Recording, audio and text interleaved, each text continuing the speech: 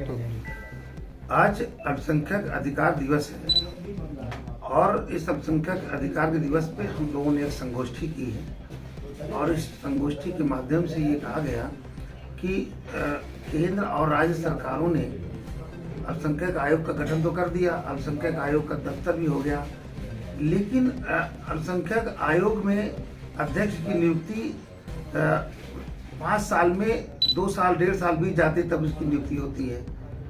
और ऐसे में जो नियुक्ति होती है तो जो अध्यक्ष उपाध्यक्ष बनाए जाते हैं वो सरकार के लोग होते हैं और वो दफ्तर में पूरी तरह बैठते नहीं हैं। जो जिला प्रशासन में हमारे पीड़ित लोग हैं, जो अल्पसंख्यक वर्ग के लोग हैं, इन लोगों के साथ जब अत्याचार होता है, अन्याय होता है, तो जिला प्रशासन लेवल पर जो इनको न्याय नहीं मिलता तो ये अल्पसंख्यक आयोग की तरफ आते हैं।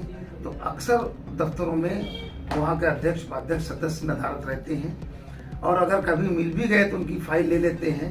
तो संबंधित अधिकारी को कभी वो तलब नहीं करते हैं कि उनको तलब किया जाए कि इनके साथ अन्याय क्यों हुआ। ऐसे में अधिकारी बेलगाम है और अल्पसंख्यकों की कोई सुनता नहीं है। इसलिए मेरी सरकार से ये मांग है कि अल्पसंख्यक आयोग में एक तो अल्पसंख्यक वित्तीय विकास निगम बनाया, उसमें फंड की दिक्कत होती है, तो इसलिए अल्पसंख्यक के लिए तमाम जो योजनाएं हैं सरकार की, उन योजनाओं का भी क्रियान्वयन ढंग से नहीं हो पाता है। ठीक से हमारे अल्पसंख्यकों को उसका लाभ नहीं मिलता है। और अगर थोड़ा बहुत कुछ अल्पसंख्यक आयोग में और या अल्पसंख्यक वित्तीय विकास निगम में जो थोड़ा बहुत फंड होता है तो उसमें अल्पसंख्यक में बहुसंख्यक मुसलमान हैं तो उसको उसका लाभ नहीं मिल पाता। अल्पसंख्यकों में कुछ ऐसे भी अल्पसंख्यक है जो जिनकी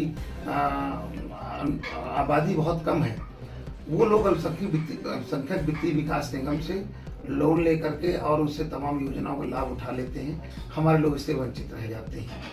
इसलिए हमारी सरकार से मांग है कि अल्पसंख्यक वित्तीय विकास निगम में धन की कमी न होने पाए और जो भी अल्पसंख्यक के प्रति योजनाएं सरकार की लागू, उसको सुचारू रूप से लागू किया जाए ताकि उन लोगों को न्याय मिल सके।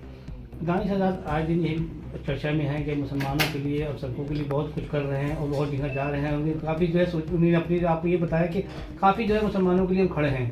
तो आप ये कह रहे हैं कि उनके लिए जो है कहीं ना कहीं जो जगह बनाई जाए, वो कह रहे हैं हम खड़े हैं उनके साथ में। ये दानिश आज़ाद कौन है, कौन से जानता है? दानिश आज़ाद को अभी सरकार ने मंत्री बना दिया तो लोगों ने जाना था दानिश आज़ाद है। इनसे पूछो कि आपने पसमानदा मुसलमानों के लिए कभी कोई मीटिंग किया, कोई कार्यक्रम किया, कभी कोई आंदोलन किया, कभी कोई धरना प्रदर्शन किया, कभी अखबार में या मीडिया के माध्यम से कोई आपने इनके प्रति जो अन्याय हो रहा है उस पर आवाज लगाई? ये लोग सरकारी मुसलमान हैं, इनको सरकार ने अपना सरकारी मुसलमान बना करके और बैठा दिया कि आप जाइए और पसमानदा लोगों को सरकार की योजनाएं बता करके और जोड़ने का काम करें।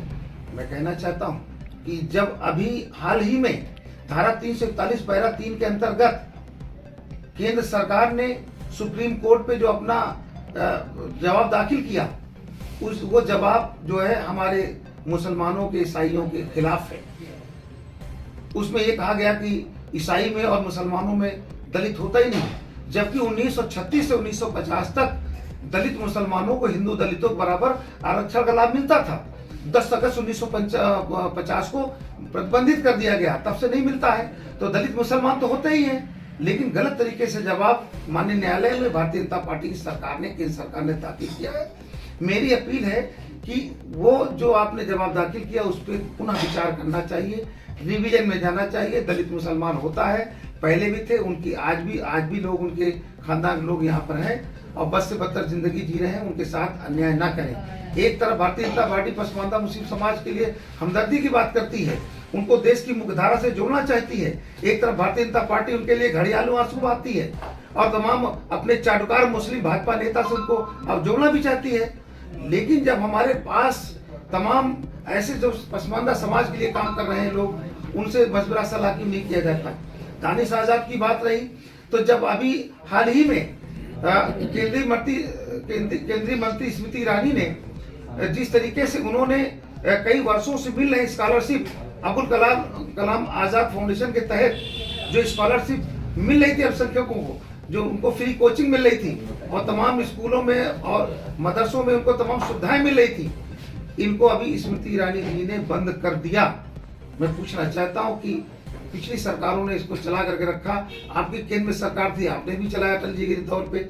आप हमदर्दी भी करते हैं और हमारे लिए जो सरकारों ने पहले योजनाएं चलाई थी आप उसको धीरे धीरे बंद करते जा रहे हैं। ये कैसी हमदर्दी है?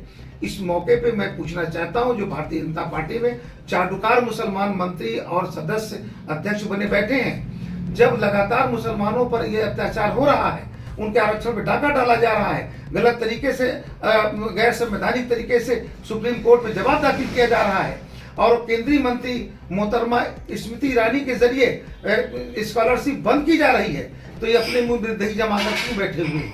ये कान में तेल डाल करके क्यों बैठे हुए हैं? इस पे आवाज लगनी चाहिए। आप मुसलमानों को जोड़ने की बात करते हो, उन पे अत्याचार होता तब आप क्यों चुप है?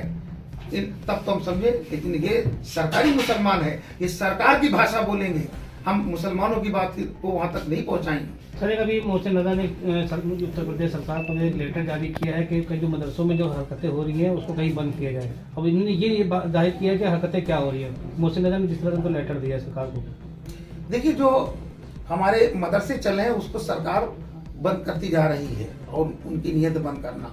मैं सरकार से अपील करता हूं कि जो 200 सालों से जो मदरसे चल रहे हैं उनमें जो भी अध्यापक हैं उनको सरकार अपना सरकारी अध्यापक बना ले और उन मदरसों में, उन स्कूलों में जो नए नए सिलेबस उस पर जारी करे, उस पर नए सिलेबस लगा करके चालू करे और नई टेक्निकल शिक्षा भी उस पर लाएं, वहाँ पर हर तरह से कोर्सेज चालू करें ताकि हमारे लोग शिक्षा से वंचित ना हो सके।